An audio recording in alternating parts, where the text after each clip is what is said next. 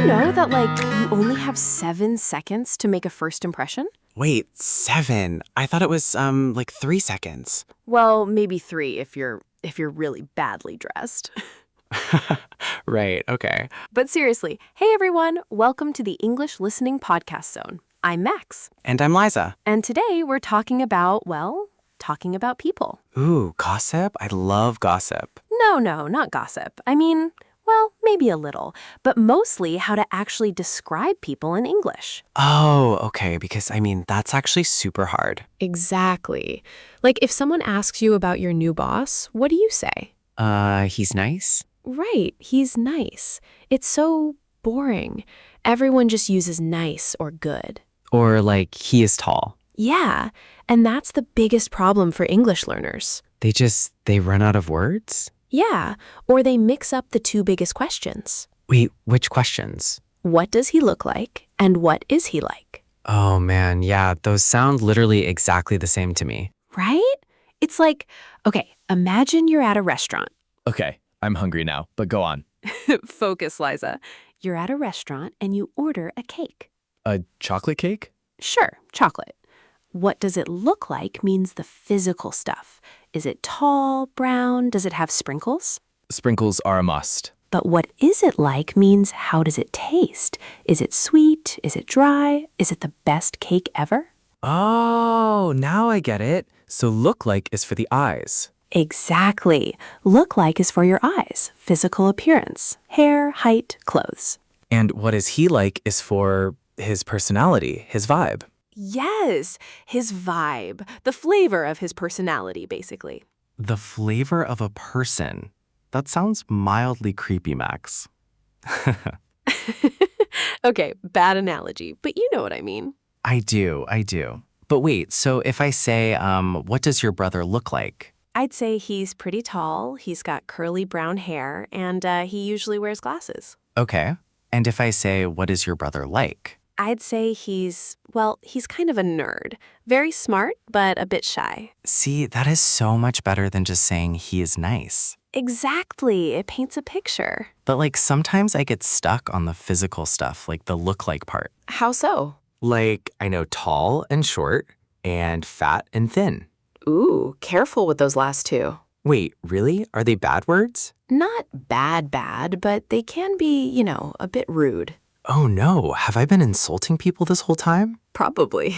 Hey, tell me the safe words then. So instead of fat, which is super direct, Yeah? we usually use softer words, like chubby or heavyset. Chubby. I like that. It sounds cute, like a baby. Yeah, but maybe don't call your boss chubby. Fair point. What about thin? Is thin rude? Thin is okay, but skinny can sometimes sound a little negative, like they don't eat enough. Ah, right. So what's a good word? Slim is great. Slim sounds healthy and fit. Slim. Got it. So my boss is slim, not skinny. Exactly. And let's talk about hair, because that's a whole other mess. Oh gosh, hair vocabulary is the literal worst. It really is. People always mess up the order. They say he has black short hair. Wait, is that wrong? 'Cause it makes sense to me. Yeah, it sounds super unnatural. You gotta do length, then style, then color. Length, style, color. Okay, so he has short, curly, black hair. Boom, exactly, Liza. Nailed it. But honestly, half the time I just say he's bald. It's so much easier. True, bald is easy, but what if he's, just starting to lose his hair? Oh, like when it goes back? A going back hairline? Close. A receding hairline. Receding, right. Like the tide at the beach. Exactly. It's pulling back. Or you could say he's balding. Balding. So wait, the ing means it's happening right now? Yep, it's a process. Poor guy. Poor guy. Okay, what about women's hair, or, long hair in general? So you've got straight, curly, and the one right in the middle. Wavy, like the ocean. Exactly. And for color, we don't just say brown. I mean, we do, but... Brunette. Yes, brunette. But here's a weird English thing, Liza. Do you know the difference between blonde with an E and blonde without an E? Wait, There's a difference? I thought it was just like American versus British spelling or something. Nope, it's actually from French. Blonde without the E is for men. Blonde with the E is for women. Are you serious? I literally never knew that. Yeah, it's crazy, right? Most native speakers don't even know it. They just write whichever one. So if I text my friend, I can just guess? Pretty much. Nobody cares. But it's a fun fact. Okay, so we've got blonde, brunette, and what's the word for red hair? Redder? Redhead. We call them a redhead. A redhead. Right, so I'd say she is a redhead, not she has a redhead. Exactly. If she has a redhead, she's like carrying a person in her bag. That's terrifying. Okay, she is a redhead, or she has red hair. Spot on. Now, what about older people? When hair loses its color? White hair or gray. Yeah, but there's a really cool idiom for when it's just starting to turn gray, mixed with black. Oh, I know this. Salt and pepper. Yes, salt and pepper hair, George Clooney style. I love that. It sounds like a seasoning, but it looks so distinguished. Distinguished. Great vocabulary word, by the way. Very intermediate. Thank you, Max. I try. Let's move down the face. Facial hair. This is where it gets messy. Yes. Beards, mustaches. Wait, how do you even say that? Mustache or mustache? Moustache, or mustache, depending on where you're from. But yeah, the hair above the lip. My dad had a huge mustache, like a walrus. A walrus mustache. That's a perfect visual. What about the hair on the chin? Just the chin. A mini beard? A goatee, like a goat. Goatee. That makes so much sense because goats have that little tuft. Exactly. And what about when a guy doesn't shave for like 2 days? It's scratchy. Ugh, I hate that. It's like sandpaper. A shadow? We call it a 5 o'clock shadow, yeah. Or just stubble. Stubble. S-T-U-B-B-L-E? Yep, stubble. It's super common. Okay, so we've got the hair, the beard, the stubble. What about the actual face, like skin? Good transition. So people can have clear skin, or maybe they have spots. Freckles. I love freckles. The little brown dots from the sun. Yeah, freckles are great. Some people have dimples, too, when they smile. Oh, dimples are the cutest. It's like a little dent in your cheek. Dent in your cheek. That's a brilliant way to describe it, Liza. Thanks. So if I'm describing someone to the police, I say, he has salt and pepper hair, a walrus mustache, and cute dimples. The police would definitely find him. He sounds very specific. I'd probably add if he wore glasses too. Wait, do we say he has glasses or he wears glasses? That is a really good question.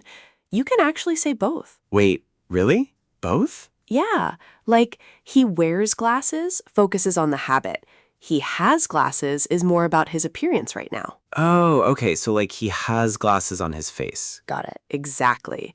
But let's move down a bit. We've done the head. Let's talk about the body. The body. Okay, I feel like this is a minefield. You know, like you don't want to offend anyone. Oh, totally. It's a huge minefield. You have to be super careful with the words you choose. Right, because you can't just run around calling people, fat or skinny. Exactly. Skinny sounds kind of negative, right? Like you look sick or weak. Yeah, it sounds like a skeleton. Right, so instead of skinny, what's a better word? Any guesses? Slim or thin? Slim, yes. Slim is polite. It means thin, but in a healthy, attractive way. Okay, slim.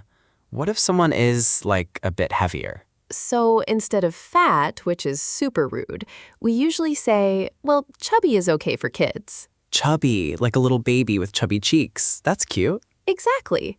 But for adults, maybe well-built for a guy, or curvy for a woman, or even just heavy-set. Heavy-set. Okay, noted.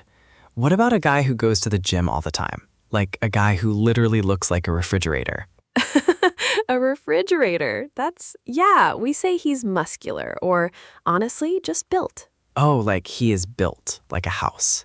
Yes, exactly like a house or a brick wall. So you'd say, wow, that guy is really built.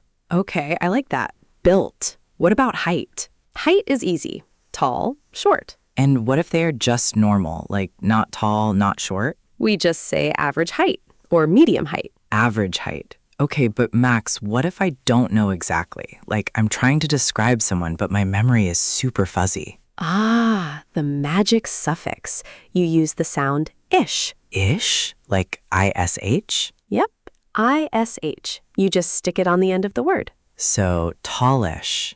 Boom, exactly. He's tallish, he's 30-ish, his hair is brownish. Wow, that's like a cheat code for English. It literally is. It means around or kind of. Native speakers use it constantly. Okay, wait, let me try it. My dog is smallish. Perfect. My coffee is hottish. Well, we don't usually use it for temperature, but I guess it makes sense in context. Okay, I'll stick to people. He's tallish, he has a walrus mustache-ish. No. Just adjectives, not nouns. You can't be mustache-ish. Got it. Adjectives only. So he has brownish hair. Exactly. See? You're a pro already. So we have the face, the hair, the body, the height. Is that it? Are we done? Not even close, Liza. Because what a person looks like is only maybe half the story, right? Oh, right. Personality, the inside stuff. Exactly. Character traits. And honestly, this is where students get really confused. Why? Is it the vocabulary? Yeah, because we have so many words that mean almost the exact same thing, but not quite. Like what? Give me a quick example. Okay, think about someone who is smart. Smart. Okay. Intelligent, clever. Right, but what is the actual difference between clever and smart? Oh, wait. Are they different? Yeah, smart is like, book smart. You get good grades, you read a lot. And clever? Clever is more like quick thinking, good at solving problems on the spot. Almost a little bit tricky. Oh, like a fox. A fox is clever. Yes, exactly like a fox. You wouldn't say a fox is like highly intelligent. It's not doing math. A fox doing algebra. Okay, I see the difference. Clever is Sneaky smart. Sneaky smart. I love that. Let's do another one. What about someone who talks a lot? Oh, I know this one. Talkative or chatty. Yes, chatty is perfect. It's very common and supernatural to say. Is there a bad word for it? Like if they talk way too much and it's annoying? Ooh, good question. You could say they are a chatterbox. A chatterbox? Literally a box of chatter? Yeah, like they never shut up. But usually chatterbox is kind of cute, like for a little kid. Right. What if it's my boss and I'm just, deeply annoyed? Then you just describe the problem. You say, well, they are very talkative, but not a good listener. Ah, the classic one-way conversation person. Exactly. Okay, let's flip it. How do you describe someone who doesn't talk much? Quiet?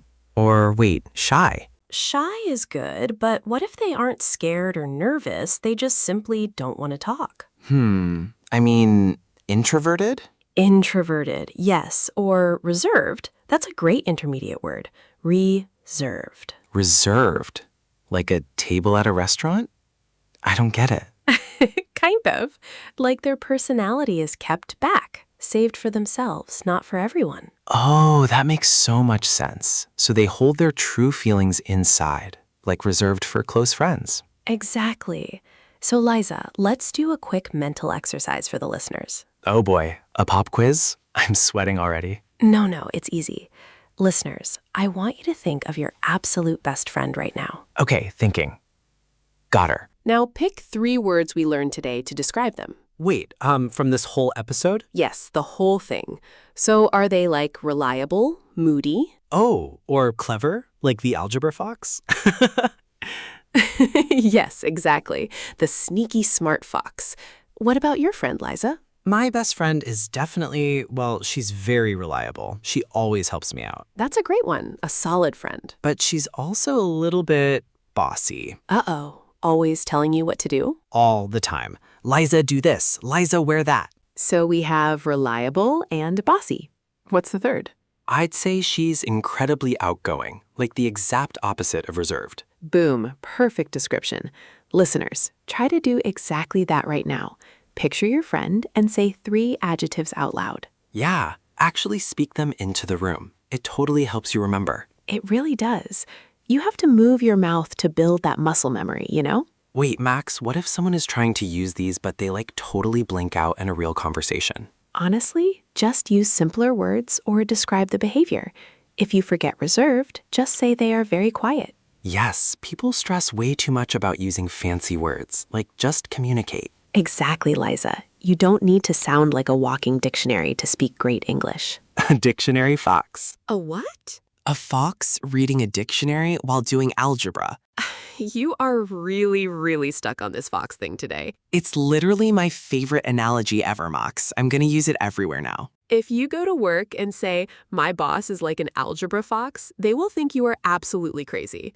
They already think I'm crazy, so it's totally fine. Fair enough. Okay, guys, we have a challenge for you before we go today. Oh, tell them. Go to the comments section right now, wherever you are listening. Or watching. Right, and write down the 3 adjectives that describe you. Ooh, self-reflection. I like it. Tell us if you are bossy, chatty, or reserved. And be honest, don't just say you're clever and reliable if you're actually super moody. Yeah, don't lie to us in the comments. We will know. Well, that is all the time we have for today's deep dive into personality adjectives. This was so fun. I feel like I know so many new ways to judge people now. Please use these words for good, Liza, not just for judging people. No promises, Max. But hey, if you loved this episode, make sure to subscribe to the English Listening Podcast Zone. Yes, follow, subscribe, and tune in next time for more messy, real, everyday English. Bye, everyone. Keep being clever.